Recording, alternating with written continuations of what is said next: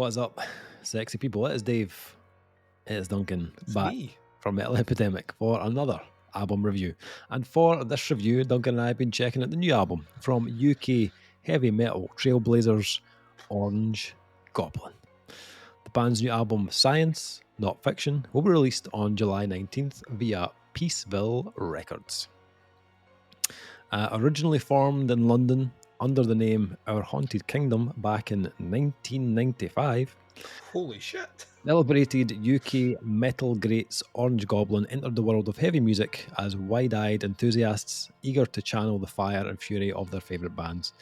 Emerging amid the exhilarating melee of mid-90s stoner rock and doom explosion, Orange Goblin's debut album Frequencies from Planet 10 was released via underground imprint Rise Above Records in October 1997. Since then, the quartet have shared the stage with legendary acts such as Alice Cooper, Danzig, and Heaven and Hell, among numerous others, on the rise to prominence. A stream of critically acclaimed and widely revered studio albums also added Orange Goblin's substantial legacy from early classics like Time Travelling Blues and The Big Black, through to more recent triumphs like 2012's universally praised A Eulogy for the Damned and 2018's equally hailed The Wolf Bites Back. Fast forward to 2021 and Orange Goblin ushered in a new era of metal chaos, signing with legendary UK imprint Peaceville Records, with long-standing trio Ben Ward, Joe Hoare and Chris Turner, joined by new bassist Harry Armstrong for this next chapter. The first fruits of this union manifest in the new studio album Science Not Fiction, an absorbing exploration and exploitation of the world as seen through the three fundamental factors: science, spirituality and religion, and how they determine and affect the human condition. Commandingly articulated as ever through vocalist Ben Ward, this is backed by Orange Goblin's unmistakably catchy and accomplished, yet often deceptively intricate brand of Sabbathian heavy metal thunder. Science Not Fiction was recorded at Woodworm Studios, UK. Too many words. Let's keep it short. In late 2023, with production and mixing duties carried out by Grammy-winning producer Mike Exeter, most notable for his work with Black Sabbath, Dio, and Judas Priest. Mastering was we've ever heard of any of those bands, Dave. I hope those guys go on to do bigger and better things. Holy fucking shit. To me. Mastering was conducted by the esteemed Peter Hewitt Dutton at the Bakery in LA. You think he's like in between making the croissants and doing shit? It's multitasking. So, Duncan, we go back quite a bit with Orange Goblin. Yes. Been listening for quite a long time. Interviewed the band back in the day when the ABC in Glasgow was still a place to see bands. Yeah, before it burned down horribly. That was off the back of A Eulogy for the Damned, I think was the album at the time. Which, I feel like up until that point, Orange Goblin had always been a band that had a couple of songs of but never listened to a full album. Yeah. And then we started doing metal, before Metal Epidemic, we did Rock and Roll Reviews, which was the site that ran that time. And I remember it coming in, I remember being all about it. I was like, this is fucking, like, absolutely awesome. It hit me the right time as well. I was getting more into kind of doom music. I was on a Clutch kick. I'd been on a Clutch kick for about 5 years at that point, where I was rinsing Clutch constantly. And then, this came out. And to me, it just sounded like to that point, their most accomplished release, where I felt the thematic, like the thematically satisfying, musically satisfying, and it was full of just like full of those influences. But I felt it was the first album where I got a real like sense of how important Orange Goblin are to the UK music scene more than anything else, because it like that genre that the Americans have kind of co-opted, that stoner shit that the Americans have kind of like taken carte blanche and tried to make it their own. It did start over here first, right? So like Orange Goblin reminds you that it kind of started over here first, and they're one of the very few bands in that genre that managed to hold up, I think, on par, modern days anyway, modern times, with those American bands. And they've been at it a long 30 years, so like they've been at it a long time. And it has been a while since the previous album. And Dave, as you mentioned, There's been a wee lineup change. Yeah. So I was curious. Yeah. Yeah, absolutely. We also did a wee reaction to Cemetery Rats, which I think was the first single. Which a fucking... like the music video was amazing. Track's a killer song, but they captured that kind of EC Comics creep show vibe. It was fucking awesome. Yeah, I actually forgot. I went back and I watched the interview that you did with the band back in... Yeah, it was with Big Ben. Yeah. The whole band were there, the whole band were in the interview, but I remember the two of you started gushing over Ben Wheatley at one point, and it was like the rest of the band just kind of disappeared, and it was just the two of you. Like, me and Big Ben started, and when I say Big Ben, he's a fucking mountain of a man, he's huge. Well, they had a song on Eulogy of the Damned called There's Something in the Fog, which is direct reference to John Carpenter's The Fog. That's right. And of course, I was like, how much did that play an influence? He's like, horror fan. And then we started talking about horror. Yeah. And like you say, you get me talking about horror, you might as well go away, make a cuppa, come back. But they've always worn those kind of like kind of 50s, 60s era sci-fi horror movies into 70s, 80s horror movie influences very much on their sleeves. And Ben Wheatley has that kind of 70s British folky horror vibe going on there. And this is not a horror review, so I could see you looked at your watch there. But yeah, and it's still, they've not lost it. It's a clear influence on the way he approaches his lyrics, the song titles as well. That's not went away in the new album. So no. So what did you think? What did you make of the brand new album from Orange Goblin then? Is it 2024? This is 2024, you're correct. And there, had you said to me at the start of 2024, Duncan, you know what? There will be an Orange Goblin album this year. I would have called you an ignorant slut. I would have probably spat on you. All right. Not phoned you back. Go on. I'm just so used to now long prolonged periods between albums that you just kind of like Orange Goblin are like ethereal now. They're they're in the ether. They're always going to be there. And when they decide to grace us with a new album, I'm going to get excited about it. But if we don't get anything, for like 6-7 years, that's kind of par for the course. They've released very little in the last decade, overall in terms of new music. They obviously went through a lineup change as well. A long-time bassist had left, and that's kind of... There's always a worry there, because the bass playing on Orange Goblin albums are just as important as the guitar playing. It's like part of that unified sound. So I was wondering how it would affect... The interesting thing about this is there is a kind of almost... There's a look back for Orange Goblin. This kind of feels like an older Orange Goblin in terms of its style, whereas some of the later albums focused more on that kind of smoky groove. This one here has a lot more of the kind of faster kind of attack snare, like quicker paced, like what I would class as kind of old school Sabbath, which I kind of loved about this, because like there was an idea of, and we talked about when we listened to Cemetery Rats, there was a part of me that went in kind of thinking, before we even playing this one, I know what this track's going to sound like. And it was just a lot faster than what I expected it to be. Yeah. I was like, well, we're dealing with something that's quite interesting. You're like, all bets are off when it comes to the album. And whilst I don't think the Orange Goblin have reinvented the genre by any stretch of the imagination, I think they've shown that they're a band that really are at their peak of the mastery of that craft and that sound. And they just make it sound really easy. You get to the end of this album and it fucking flies in. Like, it's one of those ones where you shove it on, you're nodding your head, you're doing something, and the album finishes and you're like, like 45 minutes have passed. When did that happen? I think there's a combination of catchy hooks with the guitars, Ben's vocals. Like he's got that gravelly tone on par. He's not a singer per se. He's almost like he kind of sits somewhere almost in a kind of almost like a gravelly spoken word. Is his tone that he brings in, and it works so fucking well on what they do. So audibly clear. Like I don't need a lyric sheet when I listen to Orange Goblin. I know what he's singing about. Which is, once again, it's one of those things where you just I'll just switch on the lyrics. The band just don't sound like they've missed a beat. Yeah. Like at all. Like even a little bit, which is weird because like I say, it's been a minute since the previous album. And then it was like a while before the previous album. So you kind of expect bands to have a little bit of the equivalent of ring rust, whatever that would be in music.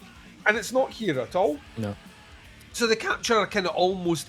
There's a heavy kind of nod towards their 90s sound. The production certainly modernises it quite a bit, but still has that rough about it, which I kind of love. It's not too clean either. So still got a wee bit of grime on it. And you get like several different shades of Orange Goblin on this. My issue had been on some of those albums from the late 90s into the 2000s is they had a sound, and that sound was all the way through it. And that was fine, but I felt some of those albums were a bit long and they meandered a little bit. In the case of this one, they mix up tone, tempo. Some tracks have got like a really kind of more almost old school 70s rock and less stoner. And then other tracks are heavy on the stoner with a kind of punky, almost a kind of Motorhead sort of kind of urgency about them, which is really cool. And then they have other tracks that really just lean into the stoner groove overall. And they mix them very well placed throughout the album. They are at an age where I think we can forgive them for having the song lengths that they have. Sometimes it is needless, I would say that. I think there's certain tracks that play the outro bit maybe like a minute too long, or maybe 30 seconds too long than I would have, but they fucking earned it. And live, having seen them do that sort of shit live, that's when you're getting the whole fucking crowd pumping their fists in the air. Ben's hanging over them with that skull mic thing that he's got. Like, fuck it, like, I can see all that live. I can encapsulate the entire vision and vibe of the band live in that environment. So I kind of get it. I love how playful it is as well in the themes and tones. They lean towards kind of science fiction, horror, and they mention spiritualism. It's in there as well. And it flows. Production-wise, everything is lovely, crisp and clean. They've got, like... It's easy to overlook an Orange Goblin riff, but you pay attention, there's a lot going on. Whether it's like switching up of chords, it's more in the chord work than it is in anything else. They play unconventional chords. They don't always go for the kind of the blues template. They'll throw things in between that. I'm like, oh, it's a bit discordant. I wouldn't use that. And they always keep you on your toes that way. So yeah, flows, sounds great. There's a confidence that gets with playing for 30 years. Like, you can't escape it, like front to back. It's not even a gripe. At this stage, I don't think Orange Goblin have really anything else to prove. And with a new bass player, I think they've proved that they can lose a band member and continue on without missing a beat. But I also don't necessarily think there's anything here that if you haven't listened to Orange Goblin before is going to surprise you. I also don't think that's what the band are out to do. This could easily be an album that they could release to go on tour. With very little thought in it. Look at Metallica. And that's not the case with Orange Goblin. Actually, I get a lot of their heart. I get a lot of their soul. I get a lot of the love for the genre through this. My only comment out with that as a slight confusion point is that they do have a bonus track for this album, which is only going to be on the physical release. I understand why, but I also don't understand why. Right. I think the Eye in the Minotaur is a track, and I think it's great. I think if someone's prepared to spend $7.99 or £10 on an iTunes or a Spotify to buy the album, they should get that track as well. Just a personal observation. I'm 42 and I'm all about physical media. I'm looking at 1,000 Blu-rays, right? I'm all about physical media, but I also feel that to some people, I recently got gifted from you via a band that we reviewed a copy of their album on CD, because I'm not like you. I don't have a vinyl player. I was like, this is fucking great. I'll listen to it in the car. My car doesn't have a CD player. I don't have a CD player in the house. Blu-ray players don't have a CD player anymore. So that's maybe not the band's decision, but There's obviously it's an observation. I don't understand why, if you don't have a CD player I think or a way of playing physical media, why you should be penalised from hearing a song. so many people now have, you know, a subscription to Spotify and Apple and stuff, so it's very easy just to get the album, and you've got the album. Like, Yeah. So I get it. Like with the physical thing, it's an incentive. You know, I mean, there are still people out there that collect. If you could CDs buy the song for 99 pence Yeah. on digital means, then Yeah. I'm totally with it. But I don't know if that'll be the case. Yeah. That, like I say, it's my only thing, and it's not going to affect my score on this one. It's an observation. Yeah. I can't remember I don't think I've seen any band do that recently, so it kind of stood out as a bit of a. They're kind of old school as well, so I like. I get it. Like I say, I think it's an interesting thing to do, Right. Okay. but it will not affect my score. And the track is killer. Eye of the Minotaur is really, really cool. Although it does come as a bonus track after a natural album closer, so I'm always wary of that as well. When there's finality at the end of transmission, and then you get another track, you're like, okay, right, Yeah. this is the end of. Right, I'm handing it over to you because I will talk all night. Yeah, I the last album, The Wolf Bites Back, I liked. I thought it had a lot of cool hooks, a lot of good ideas. It wasn't your standard like stoner rock or stoner metal album from Orange Goblin. Probably one of the most varied albums. They had bits of rock and roll, they had bits of, you know, southern, they had psychedelic, they had the stoner stuff, they had blues, they had punk. My only issue with the previous album was it felt very much like, here's the punk song, and here's the southern song, here's the blues song. And I felt it lacked a little bit of kind of cohesion. Just a bit of kind of unison overall. The songs worked individually, but as an album, it wasn't as interlinked as I had hoped. Science Not Fiction for me is much, much better in that department. There are still moments where they branch off and mix things up stylistically into punk or psych rock or stoner, but it all felt part of the same album. The cohesion and the connective kind of tissue was much more evident this time around. I also thought on this one there was a few more kind of progressive elements on this release, especially in the guitar work. It's never too like strong a flavour. That doesn't feel like they've just went like gone all Rush or something like that. You know what I mean? It's like it's quite subtle at times, but there are certain guitar licks on like False Hope Diet or Gemini Twins of Evil that definitely put me in mind of like kind of 70s era kind of prog bands. Twins of Evil is a reference to the horror movie Twins of Evil. Right. Is that 70s? Yes. Yeah, okay. That makes sense. And actually, I think as much as I really, really liked Cemetery Rats when we did the reaction to it, and I thought it was like hell of a catchy, it's actually not even the catchiest thing on this album. No. This album is hook-laden as fuck, like even more so than The Wolf Bites Back. I think there's a strength in the songwriting of the choruses on this album that I'm not sure I've ever heard done as well as this from Orange Goblin before. It's also remarkable when you consider, like I said before, he's not singing. Yeah. He's not singing hooks. Yeah. But they're in there. Like when you get to the end, the choruses are locked in. Yeah. I think the other thing is a lot of these choruses and hooks on the album are going to translate to the live stage perfectly. There's a hook on nearly every chorus that will have you singing along. And yeah, like part of that is the band's ability and experience of knowing how to form, you know, a great musical hook or how to craft music around a great like lyric or vocal melody. But I also think lyrically Ben has written some of his best work on this one. He's always had a talent when it comes to writing lyrics. He pulls inspiration from, you know, lots of different areas, but he's got a really cool like kind of storyteller type delivery. He reminds me a lot of Neil Fallon from Clutch.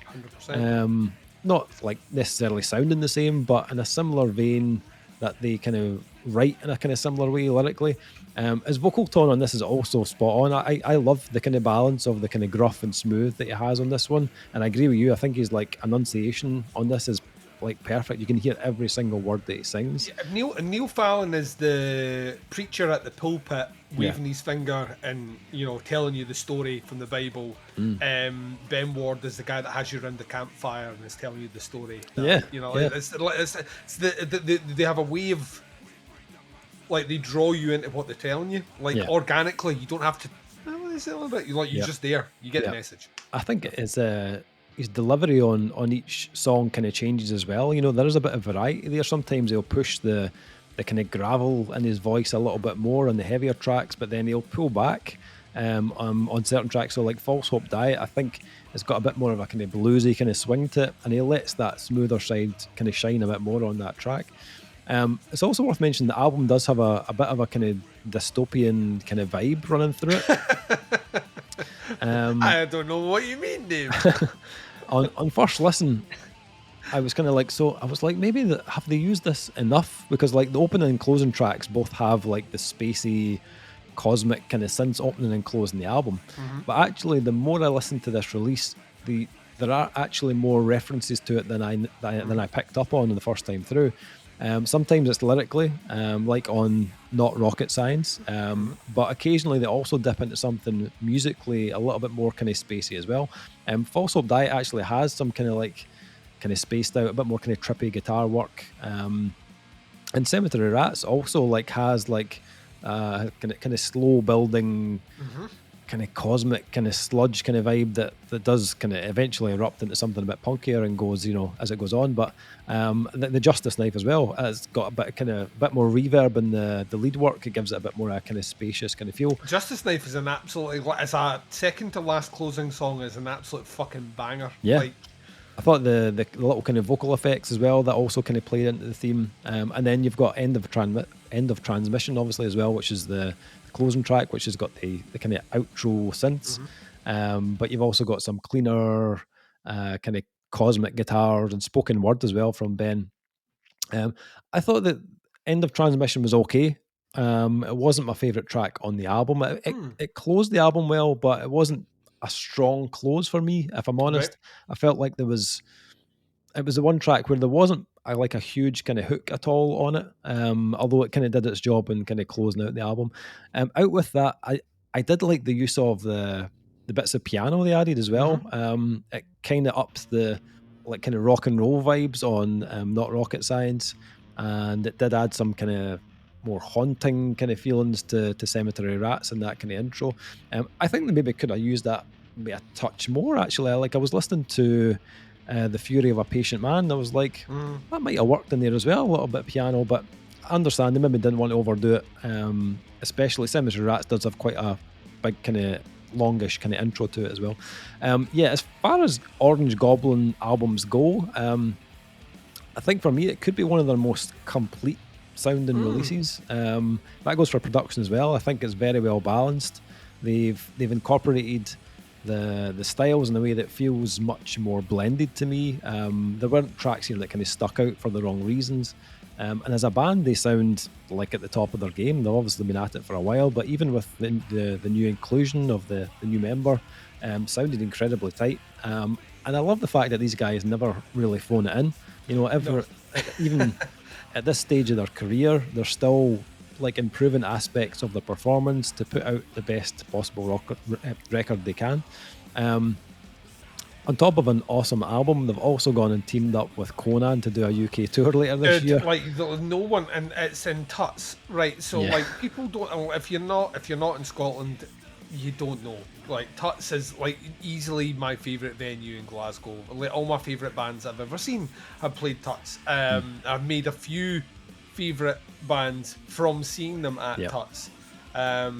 Orange Goblin are a band that I would never have thought I would have been able to see in Tuts, and that gets me excited. You're bringing Conan with you, which is just, I don't even know how I'm going to like hear the following day. But it's gonna be amazing. We're gonna be there. We're gonna check it out. Hopefully manage. There is a possibility we play our cards right. Maybe a double interview. That would be amazing. Yeah. But yeah, like they've picked and it also shows the confidence, I think, of Orange Goblin. Like Conan are a difficult band to go on after. Yeah. Just their style is so abrasive and their sound so full and heavy that you probably don't want to go on after them. Yeah. But I think Orange Goblin are one of a handful of bands that I think will get the crowd going fucking crazy afterwards. So yeah, we can thank them for that as well. Yeah. Can't wait. Like, Tuts is one of my favourite. Actually, I think my favourite gig of all time is in Tuts. So, like, I can't wait for this.